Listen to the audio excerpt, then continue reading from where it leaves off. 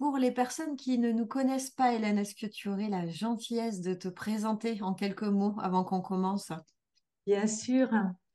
Merci d'être là, en tout cas, et d'être pour certaines fidèles. Bon, c'est toujours agréable. Alors, moi, je travaille le transgénérationnel depuis une vingtaine d'années. Je suis tombée dedans et maintenant, ben voilà, il y a toujours des choses à découvrir et je suis un peu, je m'appelle détective des mémoires émotionnelles et familiales et c'est vraiment ça, une chercheuse pour aller gratter d'autres choses et de toujours peut-être décoder ce qui me plaît, décoder les histoires, les événements, les situations que l'on peut vivre avec ce regard transgénérationnel. Hein, et je trouve, pour ma part, beaucoup de clés qui peuvent éclairer chez les descendants. Donc, ça libère tout le monde et les ancêtres, même s'ils ne sont plus là depuis hyper longtemps. Et puis, bah, nos enfants, petits-enfants, hein, qui auront leur chemin à faire, mais qui seront... nous, on aura déjà balayé devant notre porte. Voilà, donc c'est bien. Merci Hélène. Alors j'en profite pour me présenter aussi. Je suis Stéphanie Lopez, je suis thérapeute psychocorporelle. Mon sujet à moi, c'est de faire parler l'intelligence du corps qui a tant de choses à nous dire. Et à travers cette sagesse-là, de pouvoir continuer à tisser des fils de compréhension dans sa vie par rapport à tout ce qui peut nous arriver, que ce soit de l'événementiel, que ce soit des émotions, que ce soit sur un autre plan, en plus existentiel. Et quand j'ai rencontré Hélène et que j'ai découvert son merveilleux travail, on a assez vite toutes les deux matché sur le fait que tout ce qui se passe dans notre clan, dans notre famille, doit évidemment être mis en lumière à travers le travail de l'arbre. Et on a noté l'importance de faire passer cette information par le corps pour pouvoir intégrer de l'info et je dirais l'alchimiser d'une certaine manière. C'est-à-dire on s'occupe de ce qui se passe là-dedans, on fait les liens, on comprend ce qui se passe, et après on le fait passer par le corps. Et à Hmm, partir de là, on a tous les outils pour reprendre les rênes de sa vie, complètement. hmm. Voilà, c'est... D'ailleurs, pour se libérer, on raconte l'histoire familiale. Et comme dit Stéphanie, le corps, c'est vraiment le véhicule nécessaire pour alléger complètement. Donc, on est obligé, pour moi, pour le travail que je propose, d'aller dans les émotions. Et on est très complémentaires, du coup, avec Stéphanie, pour justement libérer et délivrer de ces fardeaux qui nous empoisonnent bien souvent la vie. Voilà, on va le voir justement avec le thème de la trahison. Oui. Alors, pourquoi la blessure de la trahison? Pourquoi cette thématique? Parce qu'avec Hélène, depuis maintenant un certain temps, un temps certain, dirons-nous, on s'est amusé comment dire, à nommer tout ce qui se passe dans un clan à travers le transgénérationnel, à travers une grille de lecture qui peut, par exemple, hein, un angle, ce sont les 5 blessures de Lise Bourbeau qu'on a utilisées. L'abandon, le rejet, la trahison, l'injustice et Bien l'humiliation. sûr, Aujourd'hui, on s'occupe de la trahison. trahison. Mm. Voilà. Alors déjà, Hélène, est-ce que tu veux bien nommer avant tout ce qu'est la trahison, je dirais en terminologie très claire. Voilà, très basique. Trahir, c'est cesser d'être fidèle. Donc déjà, cesser d'être fidèle à soi, on, on l'est souvent. Hein. La trahison, on ne se respecte pas assez. On va le voir tout au long.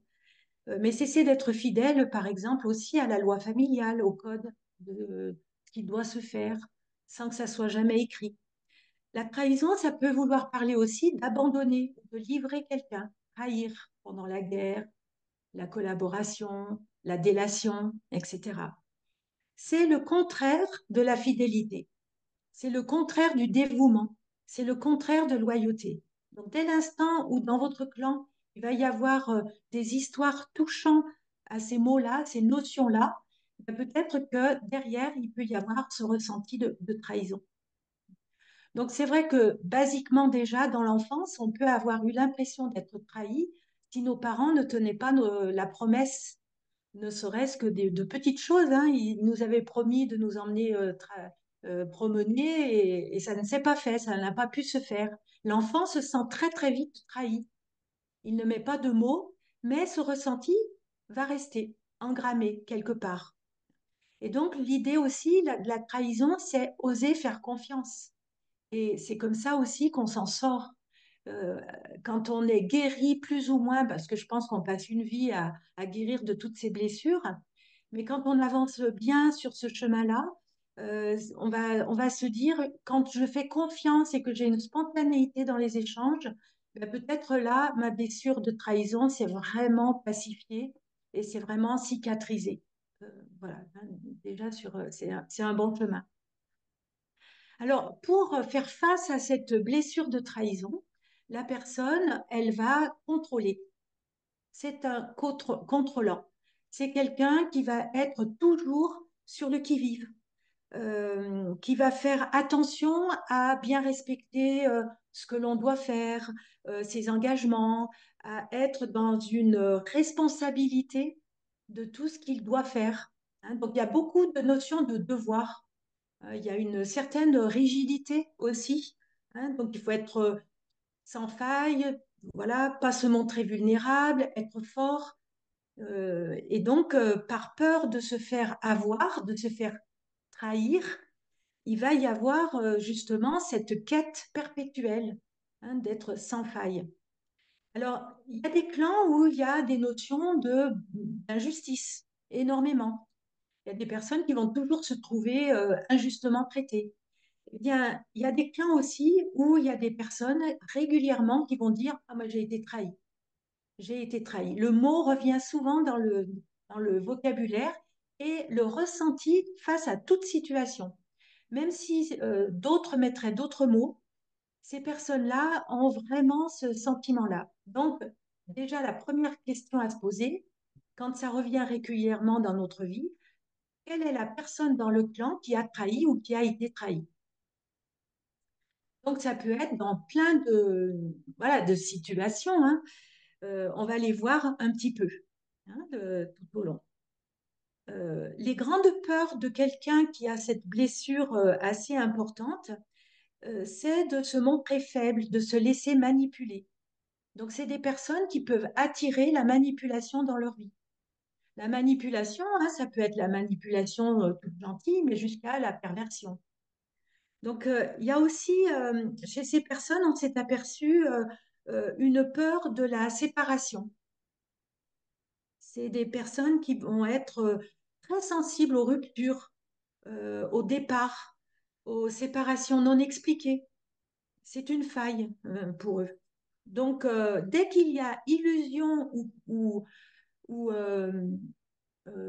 la séparation pointe son nez, il y a une grande peur, vraiment qui s'installe. Alors, c'est quelqu'un qui va vouloir toujours prendre les guides. Donc, on parlait du contrôle tout à l'heure, mais qui veut diriger la manœuvre aussi, hein. Il veut tenir les rênes. Voilà. Donc, toujours dans la crainte de se faire avoir. Voilà. Alors, sur le plan transgénérationnel, toutes les séparations peuvent engendrer, si elles ont été mal élaborées, mal expliquées, en tout cas pas assez verbalisées sur le plan émotionnel, toutes les séparations, les ruptures vont pouvoir engendrer chez les descendants des sentiments d'être trahis. Alors, qui parmi nous n'a pas eu le sentiment d'être trahi par un compagnon ou une compagne qui décide de mener sa vie ailleurs, qui décide de rompre? Il y a quelquefois aussi, suite à un décès, on peut avoir l'impression d'être trahi, d'être abandonné aussi, hein. C'est des blessures qui vont relativement bien ensemble. Donc la trahison vient accentuer, hein, le sentiment d'être abandonné. Voilà. Mm. Alors, Euh, justement, tu disais hein, qu'il y avait une grande corrélation, enfin, qu'il y avait une corrélation, en tout cas, tu notais une corrélation entre la blessure d'abandon et oui, justement la blessure de trahison, hein, comme si elles étaient d'une même famille, justement, ces oui, blessures. voilà, Mm. voilà. On peut trouver, quelquefois, ça peut être l'abandon qui vient tout de suite. Quelqu'un qui décède, par exemple, je me sens abandonnée. Mm. Et puis, plus on pousse, plus on gratte un petit peu ce ressenti, il peut y avoir justement la notion de trahison. On avait décidé de partir en voyage, eh bien, je ne pourrais pas partir en voyage puisqu'il est décédé ou elle est décédée. Mm. Et là, la trahison, elle vient là.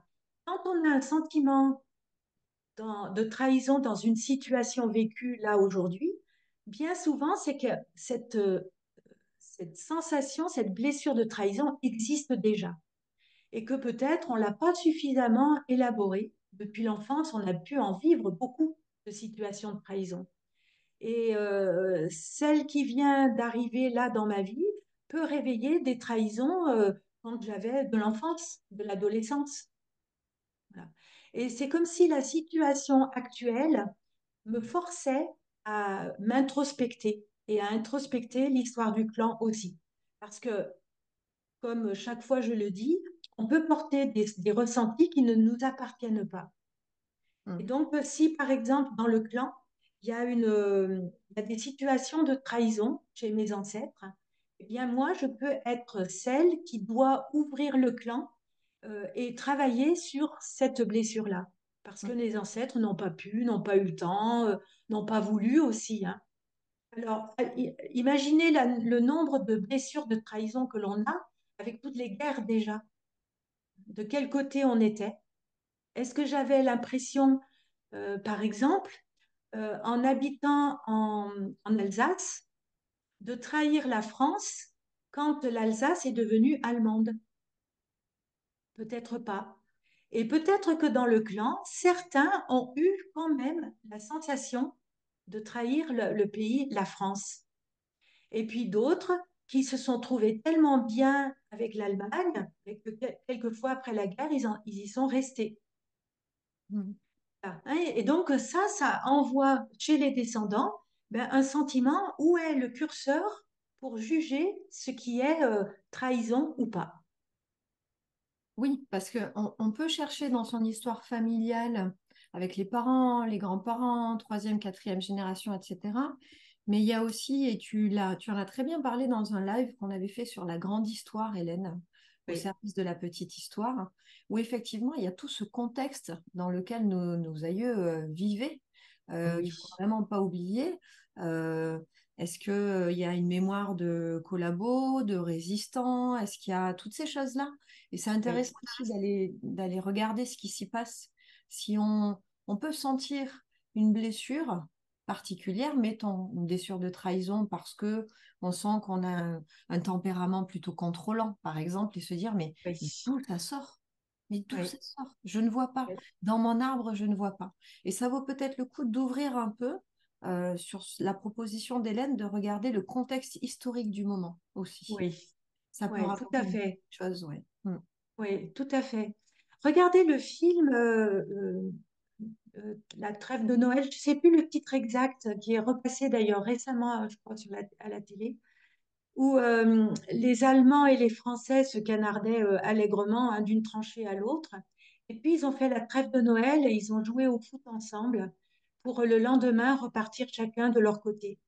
Donc le côté aussi, j'ose franchir la tranchée pour aller au devant de l'ennemi, jouer pendant quelque temps et faire cette trêve de paix, et puis repartir après et avoir l'impression aussi de trahir des personnes ennemies et qui sont devenues un temps des joueurs de foot, des amis, des copains de sport. Voilà, hein, il y a ça aussi. Et je crois que ces petites nuances de trahison, ça existe beaucoup. Quelle est la loi dans le clan que j'ai trahi, que je trahis régulièrement? On ne met pas forcément ce mot-là, mais quelquefois, le fait de s'écarter un peu des ornières familiales fait qu'on trahit et qu'on peut être vu comme un mouton noir dans le clan, quelqu'un, le petit canard voilà, boiteux hein, de la portée, qui fait pas comme les autres, qui est atypique. Et donc, les personnes atypiques, hors clou, euh, on va souvent leur dire ah ben, on ne te comprend pas, de toute façon, tu es toujours hors clan, à côté, tu fais pas comme les autres. Ben, ça peut être aussi ressenti comme trahi, hein. Donc, je trahis, mais aussi on me juge euh, comme un traître. Ça me fait penser à ces injonctions paradoxales qu'on peut ressentir quand on est plus jeune, ou dans la vie aussi d'adulte, hein, bien sûr, mais où on peut avoir un chemin où pour respecter mes propres valeurs, je dois trahir les valeurs de la famille, ou à l'inverse. à l'inverse. Il y a quelque chose qui, de toute manière, oblige la personne à mettre un masque de trahison parce que les valeurs ne sont pas du tout les mêmes. Et là, c'est est-ce que je me choisis? Est-ce que je choisis d'être loyale à ma famille? J'ai pas la réponse, hein, mais on ne peut pas avoir une réponse satisfaisante. On est forcément obligé Tout de à trahir fait. un pan de la famille. Mm. Alors, ce qui me vient là, c'est l'entreprise familiale, hein, Mm. qui est transmise voilà, de génération en génération. Comment oser dire au clan que moi, l'entreprise familiale ne m'intéresse pas du tout? Mm. Là, il y a vraiment une impression de trahison chez l'héritier qui, théoriquement, est conçue bien souvent pour faire perdurer justement cette entreprise. Mm. Donc, il y a une notion, le clan se dit trahi, et puis la personne qui ose se positionner enfin pour elle-même, eh bien, peut avoir l'impression de trahir aussi, d'abandonner le clan à son triste sort, etc. Donc, ces ressentis, ils peuvent se nicher dans tous nos secteurs de vie. C'est, c'est vraiment intéressant de le voir comme ça. La trahison amoureuse, hein, l'impression de euh, peut-être que si j'ai l'impression à chaque fois qu'il y a une rupture dans ma vie d'être trahie, peut-être qu'il y a eu réellement, plus haut dans le clan, une réelle trahison. Voilà. L'idée, c'est aussi, est-ce que euh, en osant être soi-même et en révélant une facette de ma personnalité, je mets à mal le clan, la continuité, hein, toutes les habitudes, les rituels. Voilà, ça c'est le questionnement que l'on a à se faire à chaque fois qu'on doit se positionner. Mais quelquefois, on ne se positionne pas, on se laisse faire par le clan, par les injonctions complètement invisibles. Mm. Voilà. Donc c'est voilà, c'est le pas de côté qu'on doit faire à chaque fois pour éviter de pas se respecter du coup et de se trahir. Euh, Alors, la trahison, pardon, vas-y, non, non, Stéphanie. vas-y, je t'en prie. Vas-y, vas-y. La trahison, elle, on va beaucoup la trouver aussi chez, quand il y a des migrations. On en a tous plus ou moins, hein, des Italiens qui ont fui Mussolini, des Espagnols franco, les Juifs, certains pays. Ça peut être aussi, je pars d'une région française où je ne peux pas trouver du travail. Et donc, on a des ancêtres qui ont, par exemple, quitté l'Ardèche ou d'autres contrées où il n'y avait plus assez de travail pour partir. Et là, la sensation de trahison, elle est énorme dans ces clans-là, vraiment. Donc, il y a la trahison pour ceux qui restent, malgré tout, et donc qui se jugent trahis par ceux qui partent. Et puis, ceux qui partent, ben, partent avec le sentiment ben, d'abandonner mais aussi de trahir des valeurs, des racines. Et il y a beaucoup de mal-être. Voilà. Cette blessure-là, elle peut être très fortement avivée à chaque fois qu'il y a un départ, un déménagement, une séparation. Voilà. Ça me fait penser, Hélène, à ce principe, tu vois, de coex. Le coex, c'est un condensé d'expérience. C'est-à-dire que à un moment donné, on vit un événement, des fois c'est anodin dans l'enfance, mais il y a une grosse charge Oui, émotionnelle avec ça.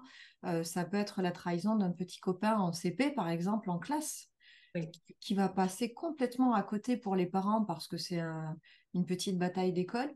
Et ça va devenir un petit système de poupée russe après dans notre vie où la blessure de trahison s'installe sur quelque Hmm, chose d'anodin, mais grosse charge émotionnelle. Et puis après, au fil de la vie, eh bien, cette trahison, elle va se rejouer avec un collègue de travail, avec un ami de la ouais, fac, avec le voisin, et petit à petit, c'est de plus en plus important. Et puis il y a une fatigue aussi qui s'installe de dire, mais c'est pas possible, je suis cernée par des traîtres.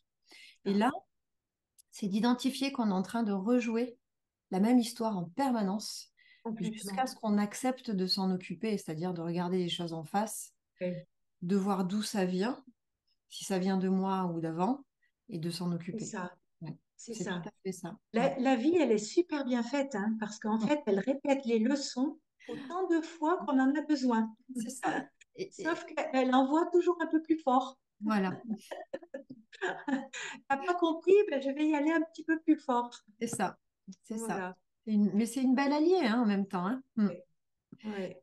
Euh, Alors, s'il y a des émotions qui montent en ce moment, et je vois des témoignages, il y a mm, peut-être des choses qui résonnent. Essayez de voir, de noter quels sont les mots qui ont déclenché, qui ont pu déclencher. Quelles sont les anecdotes? Même si vous avez l'impression que ça appartient à un autre clan, ces histoires que je raconte. Mais quelquefois, on a oublié et qu'on a des amnésies qui sont vraiment, euh, qui arrivent toujours au bon moment pour nous préserver. mm. Voilà. Mais c'est intéressant de voir à quel moment et à quel mot votre corps réagit. Voilà, ça peut Et aider aussi. on a aussi un bel exemple d'injonction paradoxale sur un témoignage d'une personne qui nous dit, j'ai dénoncé des faits de violence sexuelle dans ma famille, j'ai effectivement trahi le clan, mais je ne pouvais pas vivre en sachant que des enfants étaient en danger. Voilà, je trahis le clan parce que je me dois de respecter des valeurs qui sont prépondérantes pour moi. On est complètement dans ce schéma-là Complètement. qu'on évoquait. Mm. Alors, je ne sais pas si vous avez vu le documentaire film d'Emmanuel Béard, Un silence si bruyant. Il est en deux parties et la notion de trahison, d'abandon du clan, des valeurs du clan, de ce qui était soi-disant faisable dans le clan, etc. C'est très très bien indiqué dans ces témoignages qu'elle donne. Voilà. Pour Mm. finir avec la migration, ça c'est intéressant, c'est le fait de s'assimiler dans une nouvelle région ou dans un nouveau pays équivaut parfois à trahir ses origines, à oublier d'où l'on vient. Et voilà. On le voit aussi chez les enfants adoptés. Mm. Ils peuvent avoir des problématiques, même s'ils sont dans une famille adoptive géniale, ils peuvent ressentir à un moment donné de leur vie ou à plusieurs moments des sentiments d'avoir abandonné, d'avoir trahi la famille biologique, même s'ils ne l'ont jamais connue. Et il peut y avoir justement des choses qui surgissent, des besoins, des envies de vivre comme la famille d'origine, avec Mm. des habitudes, des coutumes, même en ne la connaissant pas. Hein, l'enfant peut être adopté très très tôt dans l'enfance. Et c'est un peu comme si les cellules réclamaient.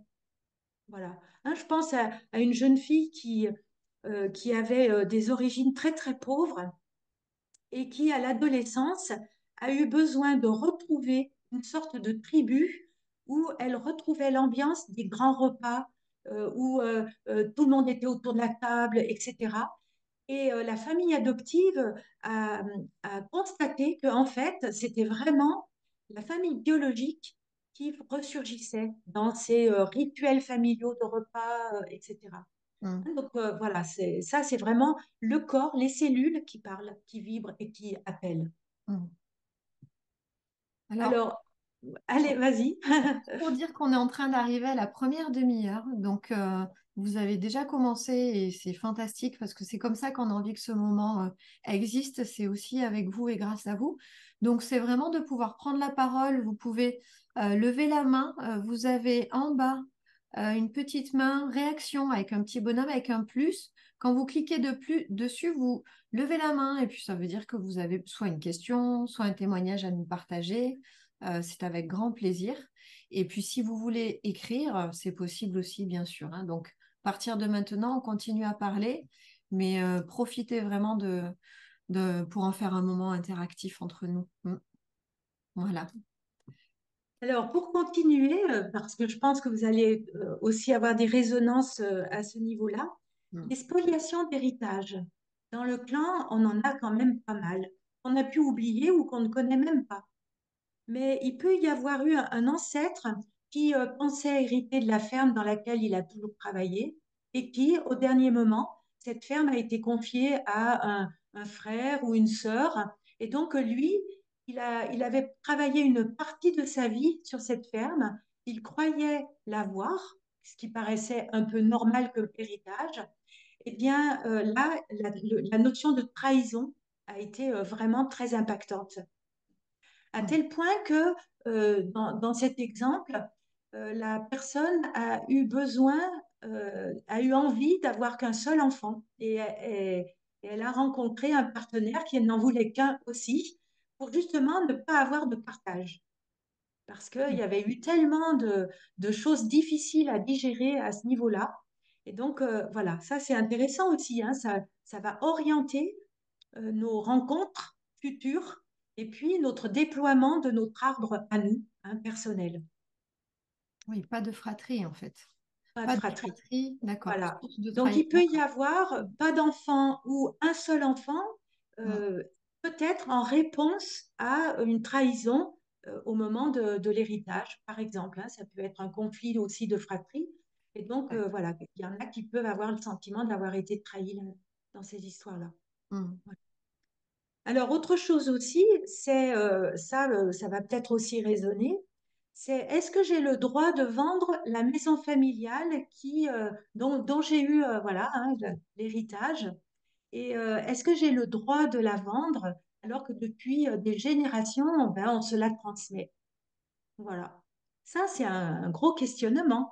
De la même façon, si par exemple, je disperse les cendres de mon conjoint dans le jardin ou les cendres de ma fille dans le jardin, est-ce que j'ai le droit de vendre après cette maison?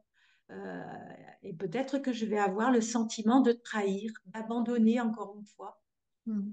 Voilà. Ça, c'est super récurrent, en fait, les questionnements comme ça. Il y a vraiment un sacré lien avec le fait de se positionner, de poser des limites, de poser des valeurs. Ça demande vraiment d'aller chercher cette histoire de positionnement dans sa famille, hein. Oui. Hein. Ouais.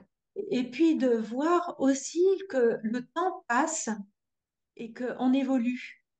Et Mm. que ce que l'on a pu accepter et faire à un moment donné de notre vie, 6 mois après, 10 ans après, 20 ans après, c'est plus d'actualité pour moi parce que j'ai évolué.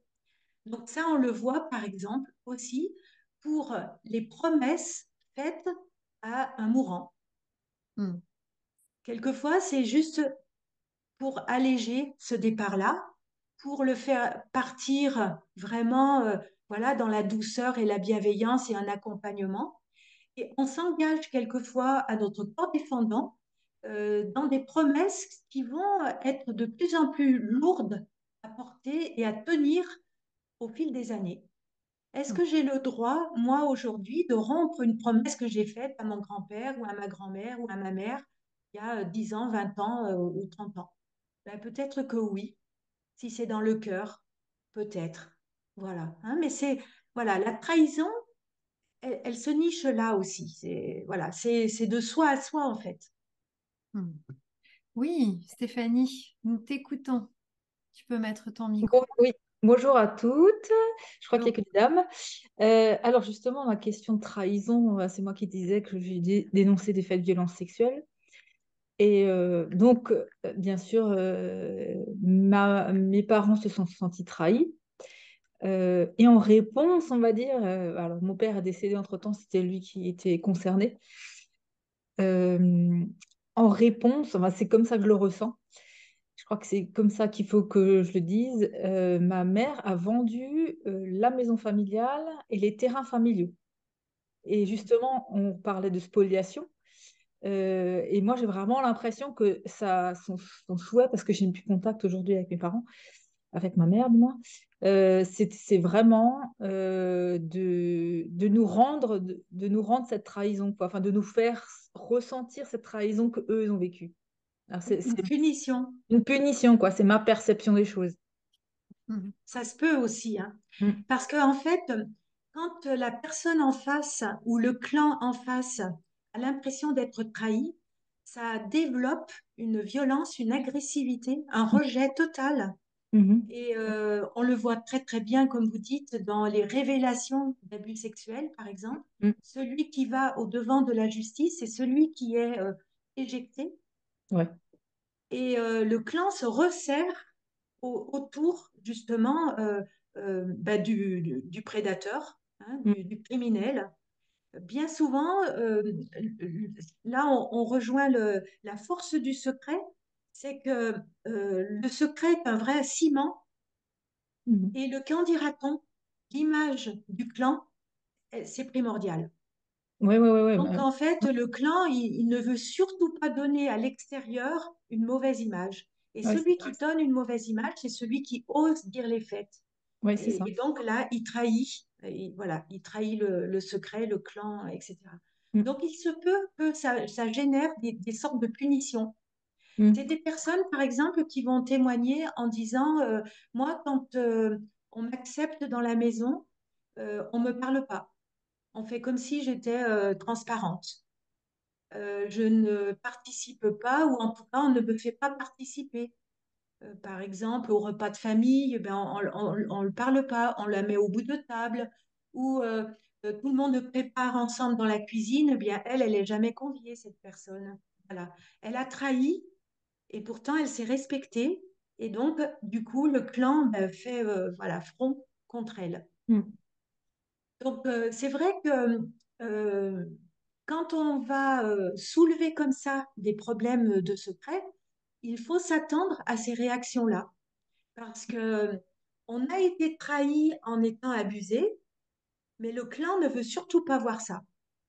Il ne veut surtout pas voir que ce sont les enfants qui ont subi et qui ont été trahis dans leur enfance, dans leur jeunesse et dans ce qu'ils vont être plus tard, hein, parce que ça les bousille complètement. Et donc, on va leur faire payer ça. Voilà. Ouais, ouais. Et donc, voilà, ça, c'est vraiment récurrent. Mais en même temps, j'ai l'impression que on parlait de moutons noirs et de personnes justement qui arrêtent les choses dans les familles. J'ai l'impression que je devais être là pour ça. Complètement. En travaillant ensuite sur mes aïeux, la violence sexuelle était présente chez les hommes et Dans les femmes, Oui, du côté paternel et du côté maternel, quoi. oui, oui, oui, oui. Et puis Alors, enfin, pour que les lignées, enfin mes filles, ma sœur et moi, on a eu deux filles, c'était aussi pour que mes filles sachent voilà, se respecter en tant que femmes et qu'on doit les respecter, quoi. Ça a découlé beaucoup de choses. et puis ne pas faire d'enfants garçons pour Mhm. pas qu'ils soient prédateurs à leur tour. Mhm.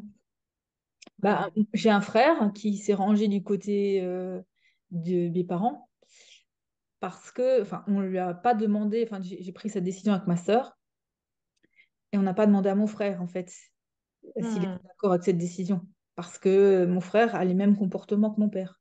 Donc, obligatoirement, il aurait été un frein à notre décision. Enfin, il Mm, aurait jamais été d'accord avec ça. mm. Vous vous en Oui, doutiez. Oui, Mm. oui, oui, on oui, oui. voyait ses comportements. Oui, c'est ça. Et si un parent est un pédocriminel, il y a vraiment au-dessus aussi à regarder, parce que ça n'arrive pas par hasard. Ouais, Il a non. lui-même subi, ou alors au-dessus, il y a aussi d'autres prédateurs qui ont été là. Ouais. Ouais, le problème, c'est qu'on ne sait pas. Enfin, c'est compliqué. Bien sûr, je m'en doutais. À la limite, j'en ai voulu plus à mon père, à ma mère qu'à mon père. Hmm, Mon père était auteur, mais ma mère, elle savait. bien sûr. Enfin, elle dans le déni hein, aujourd'hui, puisque Mais justement, elle, quand les gosses ont un marathon, eh oui, mais elle ne voulait pas trahir son couple. oui, c'est ça. Du coup, la loyauté, elle est allée dans son couple, mais pas vers ses enfants. Mm. Et voilà, ça, c'est la perversion de l'abus sexuel dans le clan. Mhm. Les femmes savent, et celles qui disent ne pas savoir, c'est pas vrai. Au fond d'elles, elles ressentent. D'ailleurs, souvent, elles admettent quelquefois que elles ont eu la paix pendant ce temps dans le Mhm. lit. Ouais, ouais, ouais. Mm. Voilà. L'idée, c'est ça aussi. Et donc, de quel côté elles vont se positionner? Et souvent, c'est le couple, c'est le prédateur qui est choisi. Mm. Voilà. Parce que ça remettrait tout en cause dans leur vie, pour certaines, Oui. en voyant l'horreur du conjoint et en osant voir aussi qu'elles ont choisi quelqu'un qui était nocif, toxique. Mm. Mm. Et ça, c'est compliqué. Du Oui. coup, elles préfèrent rester comme ça. Mm. Mm. Ouais, ouais, ouais. Merci, hein, Stéphanie, pour ce témoignage. Merci Ah, Stéphanie. ouais, il faut aussi que on puisse dire que c'est possible de dénoncer, quoi. Mm. Oui, oui. Alors, comme dans tout secret, on a l'impression de trahir, donc la révélation, elle est très complexe.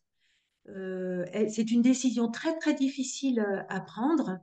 Et il faut toujours savoir que avant la révélation, le clan semble solidaire. En tout cas, voilà.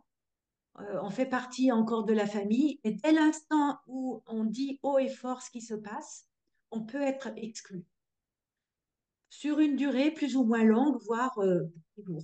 Voilà, ça c'est vraiment la révélation. Donc, voilà, il faut être vraiment conscient de ça. Oui, et puis après, et tout le monde choisit son camp, hein, plus ou moins. Tout le monde choisit son clan. Ceux, Complètement. ceux Il y a qui ceux qui croient. croiront jamais et ceux qui accepteront et qui font leur travail.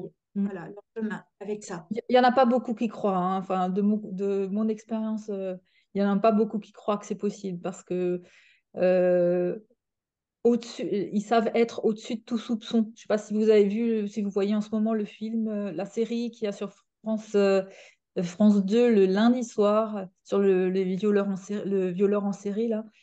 Euh, on voit bien dans les deux premiers épisodes et dans tous les épisodes, il y en a eu quatre, que le violeur, il est au-dessus de tout soupçon. Il se fabrique vraiment une image on ne peut pas à aucun moment soupçonner que c'est moi.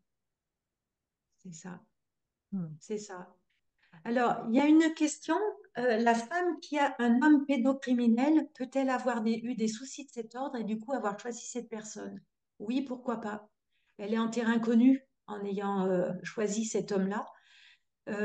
Ça peut être aussi que elle a subi elle-même ou dans son clan, il y avait un prédateur ou quelqu'un, sa mère qui a subi ou voilà. Hein, mais il peut y avoir, alors c'est peut-être pas systématiquement, hein, parce que voilà, la vie elle est tellement complexe qu'on peut avoir tous les cas de figure, mais quand même. Hein, on sait que dans un couple, les arbres se font miroir, et donc il peut y avoir des histoires comme ça. Ou ça peut être, j'ai dans mon clan quelqu'un qui a ouvert des secrets, qui a révélé. Et donc, moi, en me mariant avec quelqu'un qui va créer des secrets à son tour, ben, peut-être que je vais l'amener à cheminer. Voilà, hein, c'est une autre mission qu'on se donne. Alors, quand on ne connaît pas l'histoire familiale, on va beaucoup s'intéresser à qu'est-ce qui résonne en moi et qu'est-ce qui fait tilt? Quelle est l'émotion qui vient quand je parle? Quand j'écoute tel mot, telle petite anecdote, voilà, et ben, ça peut nous mettre justement sur la piste de quelque Oui. chose qui a pu exister.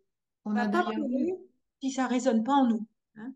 Et on a donc, déjà eu des, pardon. ouais, vas-y, vas-y. Et on a justement eu des partages là en début, tout ensemble, où on a deux personnes qui ont exprimé qu'il y avait quelque chose qui se passait dans leur corps pendant qu'Hélène Tout à était en fait. train de parler. Et ben ça, c'est quelque chose qui peut, dans un moment choisi et accompagné, être attrapé pour travailler justement sur ce qui se passe. Les informations se passent à peu près juste à cet endroit-là, dans le corps. Et si vous voulez une confirmation, la kinésiologie peut aider. Il y a sûrement d'autres techniques, mais la kinésiologie, quand vous avez par exemple un doute, vous posez la question clairement, est-ce que ma grand-mère a été violée, par exemple? Et ça, votre corps, en séance, répondra oui ou non. Donc ça peut aussi arrêter le questionnement, voilà, le film qu'on se fait dans la tête. Hum. Alors, on a une question de Claire. Si tu veux, tu peux mettre ton micro et on t'écoute. Bonjour. Bonjour. Euh, En fait, je ne sais pas comment poser la question, parce que je me retrouve beaucoup dans ce qui est dit sur différents aspects, et notamment que moi, j'étais le mouton noir de la famille et j'ai été maltraitée euh, par ma mère et puis par certaines personnes de ma fratrie. Et donc, j'ai coupé progressivement les ponts et j'ai pu vraiment couper les ponts il y a quelques années à peine, parce que je me suis dit, ça vaut vraiment pas la peine. Et puis parce que je voulais pas me mettre en danger, quoi. C'est surtout que je revis depuis de nombreuses années maintenant. Donc, c'est pas la peine de se mettre une balle dans le pied, quoi. Et donc, ça fait que j'ai coupé les ponts. Donc, moi, je fais quand même un travail sur moi, accompagné par quelqu'un. Et je voulais savoir en quoi ça. Moi, je pense que ça peut me libérer encore. Parce qu'il y a toujours des choses à travailler sur soi. Mais en quoi ça. Si j'ai bien compris, quand on fait un travail sur soi, et notamment transgénérationnel, on libère les ancêtres, ou j'ai Mhm. mal compris. Oui, oui, oui. Pourquoi on les libère quelque part? Je ne comprends En pas fait, trop. si vous voulez, quand on meurt, l'idéal, ce serait d'avoir clôturé toutes nos histoires, c'est-à-dire solutionner des conflits, euh, avoir pacifié des relations, Oh, euh, avoir tenté, en tout cas, voilà. Hein, d'accord. on clôture notre vie, etc. Rares sont nos ancêtres qui ont tout clôturé. Il va y avoir un grand-père qui est mort à la guerre très tôt, très jeune. Il va y avoir des enfants qui sont morts. Il va y avoir des histoires amoureuses non solutionnées avec des mariages arrangés, forcés, etc. Donc, il y a beaucoup de situations inachevées, D'accord. douloureuses, où les émotions sont restées engrammées, ce que j'appelle des nœuds émotionnels. Et D'accord. donc, l'idée, c'est que quand on est celle que vous êtes, hein, les moutons noirs du clan, eh bien, en, en travaillant pour nous, en nous libérant, on va aussi alléger toutes ces transmissions-là. C'est-à-dire que ces charges émotionnelles, c'est un petit peu comme des goupilles, comme des grenades qui vont exploser un jour. Hmm, Donc, ça va éviter que nos enfants les aient, par exemple, si on a bien travaillé sur certains membres du clan. Voilà. Et c'est pour ça aussi que je suis convaincue que nos ancêtres, de là où ils sont, ils nous remercient. Parce que même s'ils ont été des affreux Jojo, ils ont été aussi à un moment donné des personnes qui nous ont donné des talents, euh, des, euh, des possibilités, etc. On ne serait pas vivante sinon. Et donc, il y a eu aussi quand même des bonnes transmissions. Et d'accord. donc, voilà, en faisant ce travail transgénérationnel, ça pacifie. Ça amène beaucoup de tolérance. On se remet dans le contexte, comment ils étaient, à quelle époque, quelles étaient l'histoire du moment. Et on fait de la géographie aussi, quels sont les rituels de la région. Voilà. Et donc, du coup, on va comprendre pourquoi ils sont devenus, par exemple, collabos. Pourquoi, voilà. Et donc, voilà, ça apaise. Parce ils ont fait comme ils ont pu, comme nous, on fait comme on peut, avec Ouais, notre conscience du moment. C'est Et exactement ce que dit Isabelle. Isabelle, ils se sont battus avec leurs armes et leurs apprentissages. C'est exactement ce que tu dis, Hélène. Ouais. c'est ça. Mm. Et donc, vraiment, c'est intéressant de le voir comme ça. C'est pas qu'on excuse tout, hein. C'est pas ça du tout. C'est que euh, tout ce qui a été vécu laissera une cicatrice quelque part, mais plus la cicatrice sera moins enflammée, plus fine, elle deviendra moins douloureuse et on pourra passer à autre chose et continuer notre chemin. Voilà, donc, c'est en ce c'est plus, sens que le transgénérationnel peut aider. ouais, donc en fait, c'est plus un travail quand même pour se libérer soi, quand même, hein, avant tout. Ah oui, et Ouais, d'ailleurs, quand certaines personnes me disent je viens pour mes enfants, euh, non, on travaille pour soi et ça bénéficie à nos enfants et petits-enfants. Eux auront leur charge de travail à faire aussi, mais ça va alléger hein, ce que l'on on leur transmet. Parce que du moment où vous travaillez quelque chose dans l'arbre, tout bouge. Vous ne réagissez plus à certaines personnes, à certaines situations. Vous avez moins envie de vous mettre en colère quand on vous dit quelque chose. Il y aura des choses de pacifier. Donc, tout l'entourage va en bénéficier puisque vous ne réagissez plus. Ben, eux vont moins réagir aussi. Et voilà, ça fluidifie en fait. Merci. Merci. Merci Claire. Hmm. On a Stéphanie qui justement nous dit qu'avec la décision de dénoncer les faits de violence sexuelle, elle a ressenti que ses ancêtres étaient fiers d'elle. Ouais. Ils Voilà. réclament en fait, hein. Ils ont, ça répare une partie de leur vie et vraiment, ils nous remercient. J'en suis chaque jour convaincue. Hmm. Donc, c'est difficile, c'est douloureux, mais en fait, on les voit de façon plus lucide aussi. Que eux-mêmes étaient une marionnette, comme nous, on est des marionnettes dans beaucoup de cas. Hmm. Et donc, l'idée aussi de voir combien ils ont été agités par d'autres marionnettistes, eh bien, voilà, ça apaise tout le clan, en fait. Hmm. Mm. Alors, il nous reste encore 10 minutes, donc j'en profite avant que les 10 minutes, avant qu'on arrive au bout de notre moment, vous pouvez continuer à poser vos questions à Hélène. Pour vous dire qu'en le 10 et 11 février, avec Hélène, on propose un stage sur un week-end, sur 2 jours, pour un petit groupe en présentiel, on ne prendra pas plus de 15 personnes, pour travailler sur votre arbre de manière individuelle avec Hélène, et ensuite aller y mettre du corps, des sensations corporelles, pour pouvoir continuer à développer votre arbre. Donc, s'il y a des personnes qui sont intéressées parmi vous, parmi celles qui sont là, pour avoir des informations sur le stage, vous me mettez un petit mot dans le chat et je vous enverrai les informations par la suite. Voilà. C'était juste pour, je prendrai les noms par ce biais-là aujourd'hui. Voilà. Maintenant, s'il y a des questions encore, n'hésitez pas, ou ne serait-ce qu'un témoignage par rapport à tout ce qu'on vient de nommer sur la blessure de trahison. C'est avec grand plaisir de partager avec vous.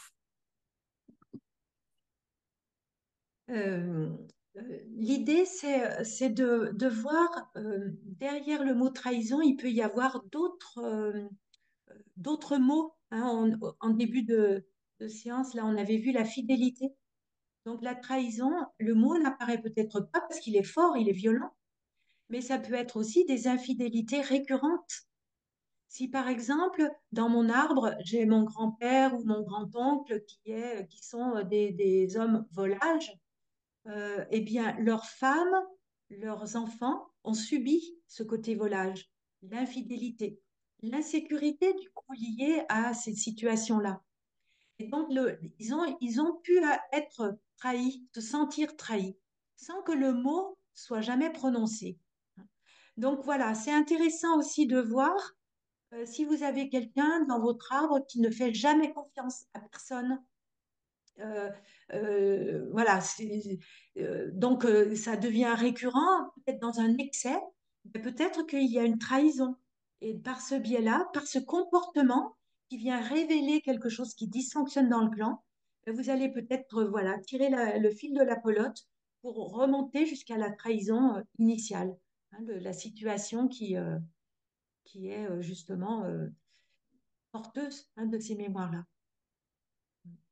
Mm. Voilà.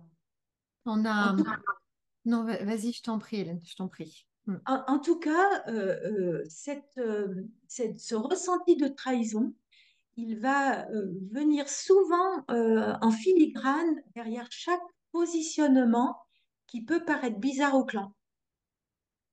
Hein, chaque fois que vous aurez l'impression de faire de façon atypique quelque chose, d'être à part, d'être dans une fratrie où on ne vous comprend pas, etc., vous avez l'impression de trahir, même si vous n'arrivez pas à mettre le mot. Mais vous sentez que, ben, en fait, vous êtes un peu à côté. Voilà. Hein, c'est vraiment ça. Après, soit on assume, soit on rentre dans les clous. Mais dans les clous, on se trahit soi-même. Donc l'idée, c'est vraiment qu'est-ce que je respecte? Est-ce que je respecte ma mission de vie, ce pourquoi je me suis incarnée, ce pourquoi je suis là dans ce plan? Et même si c'est compliqué, je vais trahir des personnes qui vont se sentir, voilà, un petit peu différentes de moi. Mais voilà, c'est peut-être à ce prix-là, hein, que je vais pouvoir avancer. Et puis je trouve que ça fait du bien, ça pacifie intérieurement de pouvoir se dire, OK, là je me sens dans le surcontrôle, ou je vois bien là que je suis en train Oui, d'être un peu déloyale, etc. Quand on arrive à tisser une histoire derrière ça en disant, mais ouais, OK, je me vois faire, je vois que c'est une blessure de trahison qui est réactivée, voilà, et d'être cool avec ce truc-là, avec ce qui est c'est ça. possible pour nous à l'instant T. Voilà. C'est tout à fait ça. Tout à l'heure, là, je relisais un petit peu la blessure avec le livre de Lise Bourbeau. Et c'est vrai que bon, c'est un livre qui est déjà très ancien, hein. Beaucoup, enfin, certains peuvent le décrier aussi parce que voilà, elle a formaté ça, mais elle a très très bien décrit aussi les caractéristiques, les symptômes, hein, qui peuvent affleurer dans notre vie et justement, hein, euh, qui va nous guider, nous éclairer aussi. Hein, c'est Mm. important aussi, quelquefois, de repartir sur des bases, des basiques, pour dire où est-ce que j'en suis là. Et franchement, je pense que les cicatrices, les blessures, on les a plus ou moins toute notre vie. Et puis de temps en temps, on croyait avoir beaucoup travaillé la trahison ou l'abandon ou le rejet. Et puis, boum, ça revient. Ben voilà, on recommence un petit peu. Revisite. On va aller un petit peu plus profondément. Voilà, c'est un petit Mm. peu ça. Cécile demande les références du livre, donc c'est les 5 blessures De de... Lise Bourbeau, qui Mm. m'empêche d'être moi-même. Voilà, je vous écris Lise Bourbeau dans le... Voilà. Et oui, le sentiment d'humiliation, on va le faire. Oui, tout à fait, c'est prévu. D'ailleurs, si vous souhaitez, vous avez l'abandon et le rejet qu'on a traité déjà auparavant dans les lives. Donc, si vous avez envie de revisiter ça, c'est Ouais. complètement possible d'aller revoir les vidéos.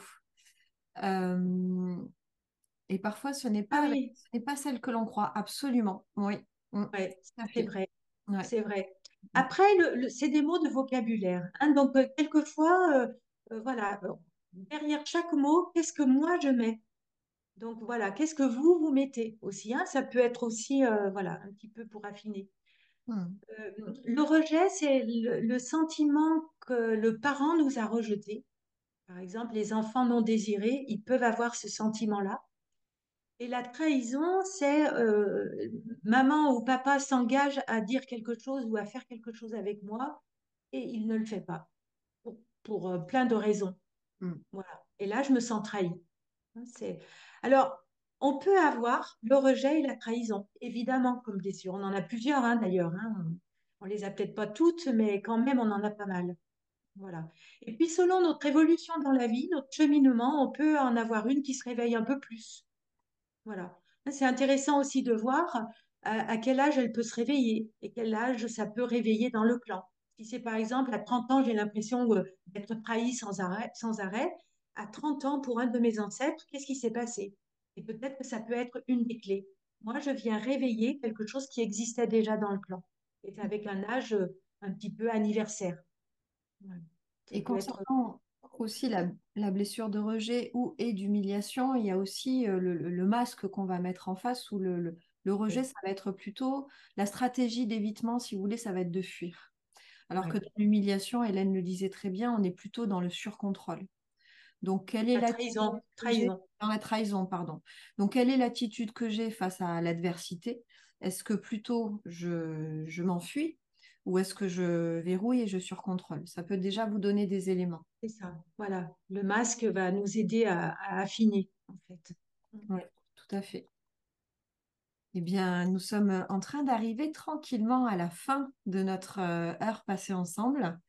C'était une fois de plus un très beau moment passé avec vous. Un grand merci pour vos présences. C'est toujours Beaucoup. très vivant, très riche.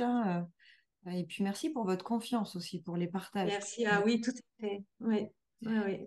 On est très touchés de ça. Oui. On se retrouve le mois prochain, il me semble, pour... tu te souviens de la thématique, Hélène, qu'on propose le mois prochain? Là, d'un coup, je vais vous en... Euh, alors, je crois que c'est en janvier. Il me semble qu'en Exactement. décembre, il me semble que c'est en janvier. Oui, Il me tout à fait. semble. tout Et à c'est fait. peut-être bien l'humiliation, mais je ne veux pas m'engager. C'est la blessure d'injustice. Ah, ou d'injustice. 25 janvier, tout à fait. Parce qu'on Voilà. alors, on fera un webinaire en décembre.